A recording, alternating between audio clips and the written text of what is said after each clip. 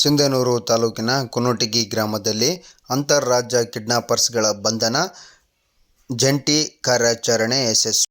ರಾಯಚೂರು ಜಿಲ್ಲೆಯ ಸಿಂಧನೂರು ತಾಲೂಕಿನ ಕುನೋಟಗಿ ಗ್ರಾಮದಲ್ಲಿ ಅಕ್ಟೋಬರ್ 1ರಂದು ಮಧ್ಯಾಹ್ನ 2 ಗಂಟೆಗೆ ಸಿಂಧನೂರು ಪೊಲೀಸರು ಹಾಗೂ ಮಹಾರಾಷ್ಟ್ರದ ಪುಣೆಯ ಪೊಲೀಸರು ಜಂಟಿ ಕಾರ್ಯಾಚರಣೆಯಲ್ಲಿ ಕಿಡ್ನಾಪರ್ಸ್ಗಳನ್ನು ಬಂಧನ ಮಾಡಲಾಗಿದೆ.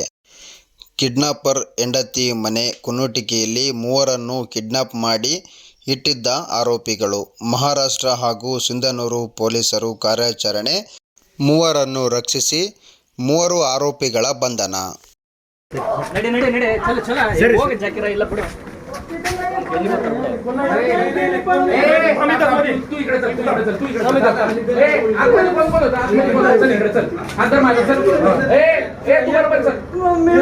अरे मी सांग बस पुण्यावर नागरिक आहे तुला मी सांग बस मी आलोय पुण्यावर